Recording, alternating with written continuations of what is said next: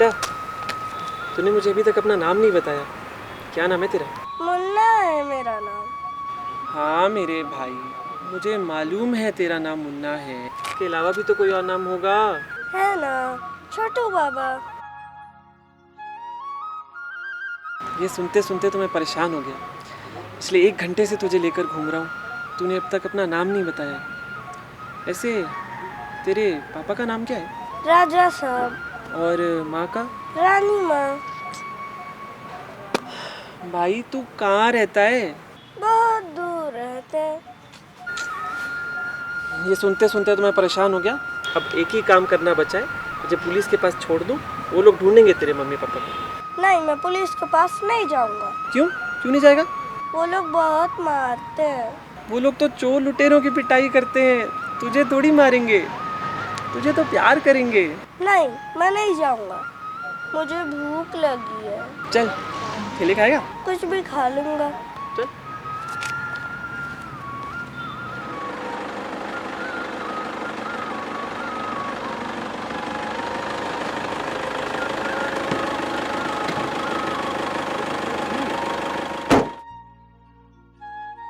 कहाँ खो गया था तू? चलो बहुत ढूंढा बेटा। मेरा बच्चा कहाँ गया? मेरा बच्चा कहाँ चला गया था? आपका बेटा है जी? कैसे माँ बाप है आप लोग? इतनी भीड़ में बच्चे को अकेला छोड़ दिया? अरे भैया, छोड़ा नहीं, छूट गया था। हम लोग भी यहाँ मेला घूमने आए हुए थे और पता नहीं भीड़ में हमसे बिछड़ गया और बहुत ढूंढा, नहीं मिला तो हमने फिर पुलिस को कंप्लेंट करने की ठानी, तो पुलिस थाना जा ही रहे थे, वैसे ही आपसे मुलाकात हो गई। सर, आपको नहीं मालूम, ये बच्चा नदी में डूब रहा था। लोगों के शोर मचाने पर मैंने देखा और इसे बचाने के लिए नदी में कूद गया। बड़ी मुश्किल से इसे नदी से निकाला और बहुत देर आप लोगों को ढूंढने के बाद अब हम भी पुलिस थाने ही जा रहे थे। अच्छा हुआ आप लोगों से यही मुलाकात हो गई। भैया, हमारा एक ही बेटा है जो काफ़ी मन्नतों के बाद पैदा हुआ है। आपने इसकी जान बचाई, हम जीवन भर आपका एहसान नहीं भूलेंगे। अरे ऐसा मत कहिए, इंसान ही इंसान के काम आता है। अभी मेरे पास ज़्यादा कैश तो है नहीं, है ना? आप एक काम करिए, ये रख लीजिए। अरे नहीं सर, इसकी कोई आवश्यकता नहीं है। रख लीजिए। नहीं सर, मेरी माँ कहती है किसी के एहसान के बदले में कभी कुछ नहीं लेना चाहिए। क्या नाम है तुम्हारा? मेरा नाम आयुष है, मैं इसी शहर में यहीं पास में ही रहता हूँ। MSc तक पढ़ा हूँ और अभी नौकरी ढूंढ रहा हूँ। ये मेरा कार्ड है, ये रख लो। किसी भी चीज़ की आवश्यकता होगी तो मुझे फ़ोन करना, मैं तुम्हारी मदद करूँगा। बेटा, तुम्हारा फिर से बहुत बहुत धन्यवाद। मैं किन शब्दों में तुम्हें धन्यवाद दूँ, मेरे पास सच में शब्द नहीं है। हाँ, हमारे घर तुम जरूर आना। हमारा पता ना इस कार्ड में लिखा हुआ है। तुम्हें किसी भी चीज़ों की आवश्यकता होगी तो हमसे बोलना, और हम तुम्हारे काम आ सके, इससे बढ़कर हमारे लिए खुशी हो ही नहीं सकती। अच्छा, अब हम चलते हैं। धन्यवाद। बहुत धन्यवाद। धन्यवाद। बहुत बहुत धन्यवाद। धन्यवाद।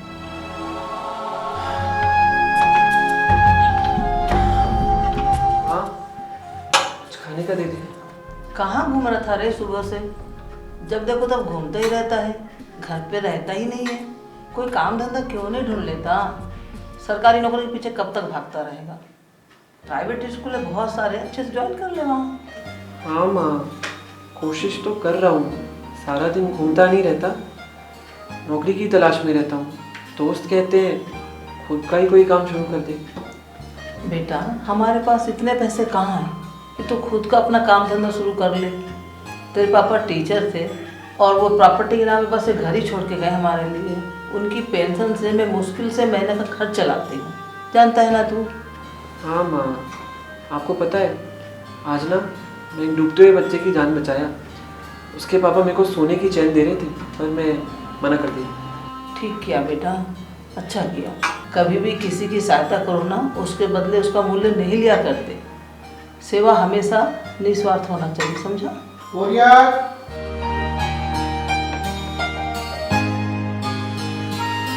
अरे नमस्ते भैया। नमस्कार भैया।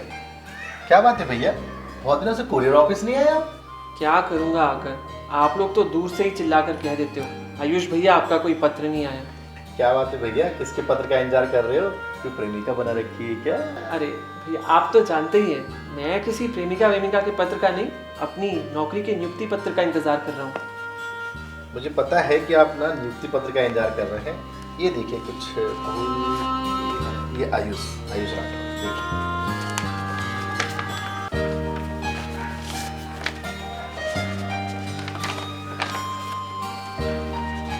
हाँ भैया, ये मेरा नियुक्ति पत्र ही है। चलिए, भगवान ने आपकी सुन ली, आपको बहुत बहुत बधाई हो, है ना। मैं चलता हूँ। थैंक यू भैया। आप खुश रहिए, ठीक है। थैंक यू भैया। नमस्कार भैया। माँ ये देख, क्या है? मेरी नौकरी का आदेश आ गया। अच्छा, कौन सी नौकरी है? कहाँ ज्वाइन करना है? माँ शिक्षक की नौकरी है प्राइवेट स्कूल में। वो एक बहुत बड़ा स्कूल है, जहाँ की बसें पड़ोस के बच्चों को लेकर जाती है वहीं। अच्छा, वो तो बहुत बड़ा स्कूल है। ठीक है बेटा, कर ले। शुरू में क्या थोड़ा सा तनख्वाह कम मिलेगा, बाद में धीरे से बढ़ जाता है। वो रानू दीदी है ना, उसकी बेटी सुषमा, वो तो वहीं काम करती है, उसका तनख्वाह तो बहुत अच्छा है। हाँ माँ, मगर सरकारी नौकरी होती तो अच्छा रहता। ठीक है ना बेटा, वो भी मिल जाएगी। प्रयास करते रहो, आप उसको ज्वाइन करो। हाँ माँ, मैं इसे कल ही ज्वाइन करता हूँ। ठीक है बेटा।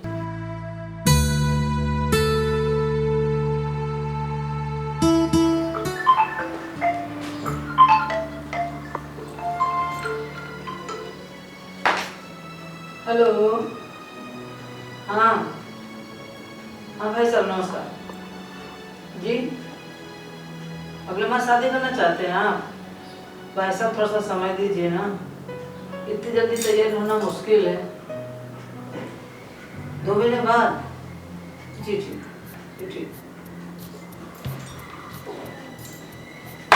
प्रज्ञा, ए प्रज्ञा। आई माँ। बैठ। तेरे ससुराल वालों का फोन आया था, 2 माह के अंदर शादी करेंगे बोल रहे थे। ये कैसे होगा माँ? वो लोग तो बहुत पैसा मांग रहे हैं ना। हाँ बेटा, अपनी हैसियत इतनी है नहीं कि अपन शादी में इतना खर्च कर सके। तो क्या करें माँ? मैं तो कहती हूँ कि वहाँ मेरा रिश्ता ही मत करो, मगर आप मानती कहाँ हो? बेटा, लड़का भी ठीक है, घर भी अच्छा है, तू वहाँ सुखी रहेगी। नहीं माँ, मुझे अभी पढ़ने दीजिए, मैं पढ़ना चाहती हूँ, मैं अपनी पढ़ाई जारी रखूँगी। ठीक है बेटा, जैसे तू अच्छा समझे।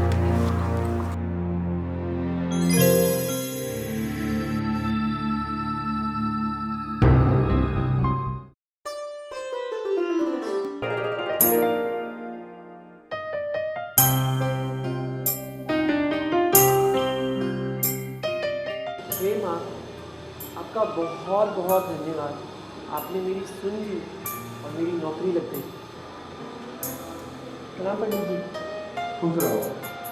क्या बात है आयु, बहुत खुश हो, नौकरी लगी क्या? जी पंडित जी, मेरी नौकरी का आदेश आ गया। मैंने कहता था भगवान सबकी सुनते हैं, तुम्हारी भी सुनेंगे। भगवान का नाम ही है दयानिधि, दया करेंगे कभी न कभी, और लोग उनकी दया हो गई ना तुम पर। जी पंडित जी, पर नौकरी छोटी सी है।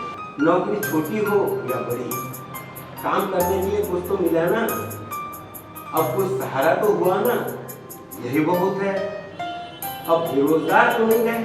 जी पंडित जी, आप ठीक कहते हैं। मैंने सुना है तुमने किसी बालक की नदी में डूबते हुए बालक की जान बचाई। जी, ये तो बहुत पुण्य का काम किया तुमने, और इस पुण्य का लाभ भी तुम्हें मिल गया। हमारे बुजुर्ग कहा करते हैं कि कर भला तो हो भला। हो गया ना तुम्हारा भी भला। जी पंडित जी, आज्ञा दीजिए, मैं चलता हूँ। खुश रहो। अच्छा, प्रसाद लेते जाओ।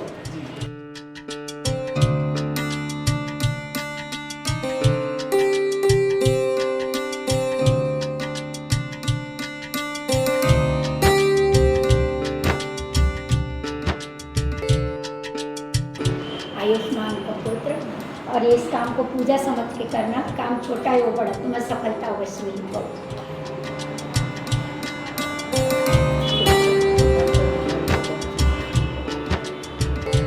कुछ लोग और कुछ लोग कोई कार्य करने के पहले गायत्री मंत्र बोला।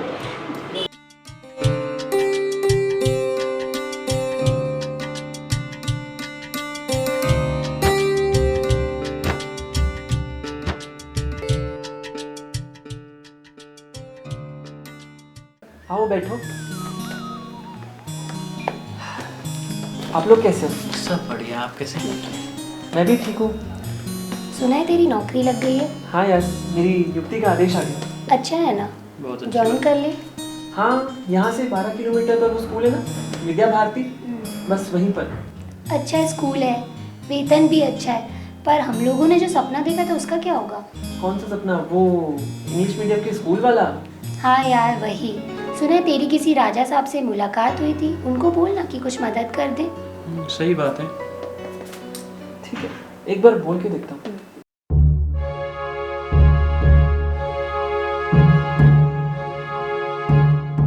हेलो।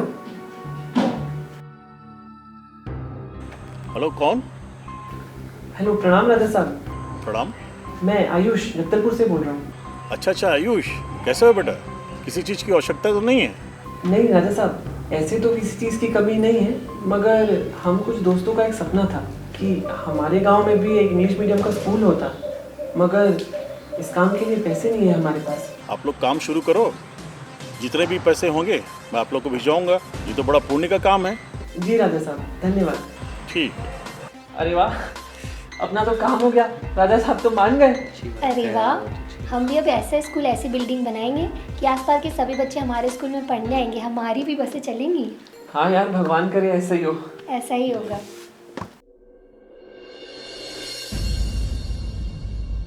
अरे दिव्या। हाँ? राजा साहब का फ़ोन बंद आ रहा है। कुछ दिनों पहले मैंने उन्हें पैसों के लिए मैसेज भेजा था, वो भी उन्होंने नहीं देखा। थोड़ा शर्म करो आयुष, क्या है ये? जब से मैं आई हूँ शादी करके 8-9 साल हो गए, तुम्हें बस राजा साहब से मांगते ही देखा है। उनसे लाखों रुपए लेकर के अच्छा स्कूल बनवा दिया, अब वहाँ सैकड़ों बच्चे पढ़ते हैं। तुम वहाँ के अध्यक्ष हो, फिर तुम्हें पैसे की क्या जरूरत पड़ गई? अरे थोड़ा सा लैब का काम करवाना था। और काम आ गया है तो तुम करो ना, स्कूल का पैसा लगाओ। बेचारे राजा साहब को क्यों परेशान करते हो? उनके द्वारा दिए गए पैसों का जरा हिसाब तो लगाओ। कभी हिसाब लगाया है कि नहीं, बस पैसे ही देना है? बताओ कितने पैसे आए अब तक? 40-50 लाख के लगभग होगा। 40-50 लाख? तुम्हें शर्म नहीं आई? एक जरा से एहसान के बदले तुमने उनसे इतने पैसे ले लिए। तुम कल ही उनका पता निकालो और पहली ट्रेन से उनके घर जाओ। हाँ जाना तो है, मगर 2-3 दिन के बाद चला जाऊंगा। नहीं, बिल्कुल नहीं, मुझसे बात मत करना। मैं जा रहा हूँ अपनी अरे मम्मी के दिव्या, पास। रुको भाई रुको, जाता हूँ, कल ही चला जाऊंगा। अब रिजर्वेशन का कोई बहाना मत बनाना। रिजर्वेशन मिले या ना मिले, तुम्हें कल ही जाना है। अच्छा भाई, जा रहा हूँ, कल ही जा रहा हूँ। आप चलो, खाने वाने का लगा दो, भूख लग रही है। ठीक है, चलो खाना लगाती हूँ आपके लिए।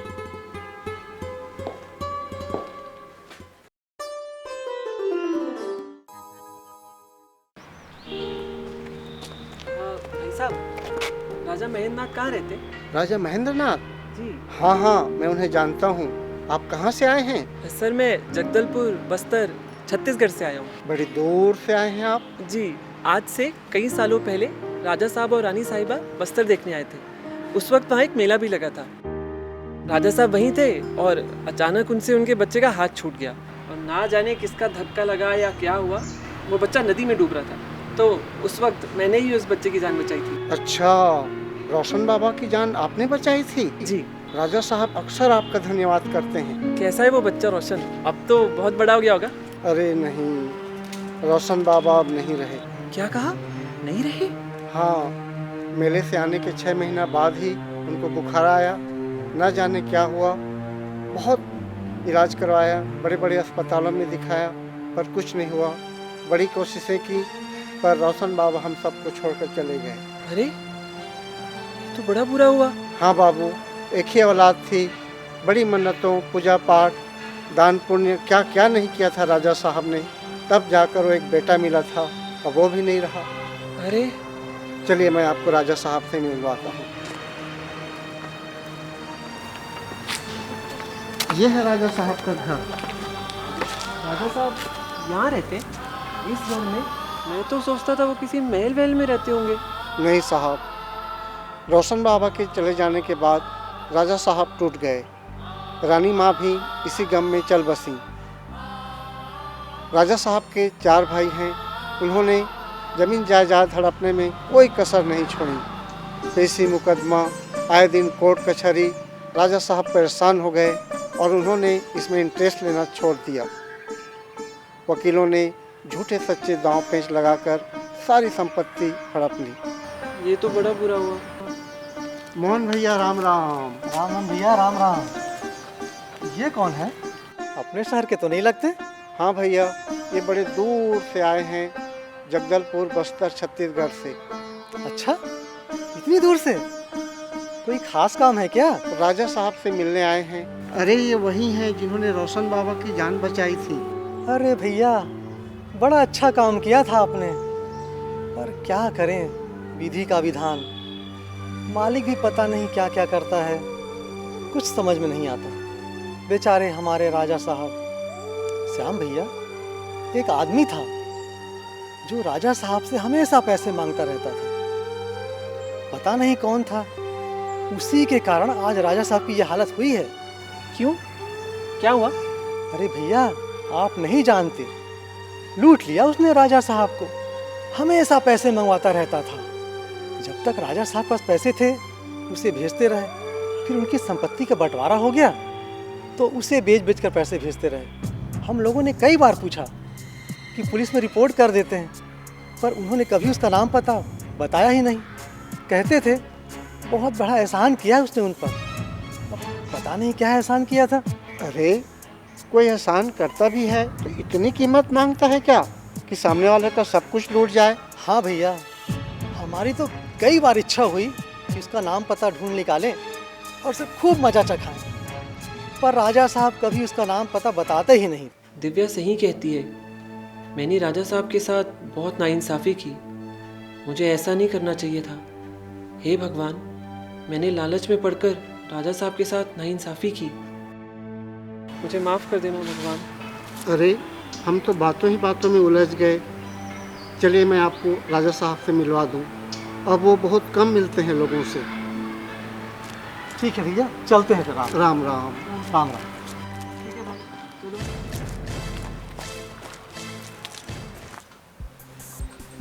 राजा साहब प्रणाम। प्रणाम। आपसे कोई मिलने आए हैं। मुझसे मिलने? अब क्या रखा है मेरे पास? कुछ भी तो नहीं रहा। कौन है, जरा पहचानिए तो। क्या करे, इन बूढ़ी आंखों से अब कुछ भी तो दिखाई नहीं देता।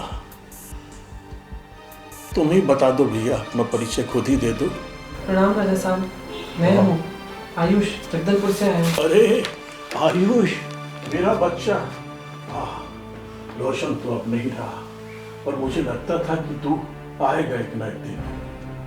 बैठ बैठ, क्या करूं मैं तेरे लिए। ठीक है राजा साहब। ठीक है आयुष। और बता, तेरा स्कूल कैसा चल रहा है? बहुत से बच्चे पढ़ने आते होंगे ना वहाँ। कितना नेक काम किया तूने, और नाम भी कितना अच्छा रखा है, रोशन हायर सेकेंडरी स्कूल। हाँ राजा साहब, रोशन बाबा के नाम पर ही रखा है, पर मुझे मालूम नहीं था कि रोशन बाबा नहीं रहे। आपने हमें कोई खबर भी नहीं की। क्या बताता बेटा, विधि के विधान को कौन जान सकता है भला। राजा साहब, आपकी इतनी हालत खराब थी और आपने हमें एक बार भी खबर नहीं की। क्या बताता बेटा, जब अपने ही साथ नहीं रहे तो तुझको क्या बताता। नहीं राजा साहब, मैं भी तो आपका ही बेटा हूँ। अब मैं आपको यहाँ नहीं रहने दूंगा, आपको मेरे साथ चलना होगा। क्या करेगा बेटा, मुझ लाचार बीमार को अपने साथ ले जाकर तू भी परेशान हो जाएगा। नहीं राजा साहब, आपको मेरे साथ चलना ही होगा।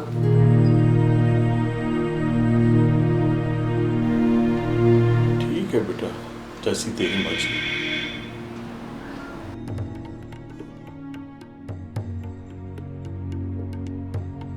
हेलो, हाँ आयुष।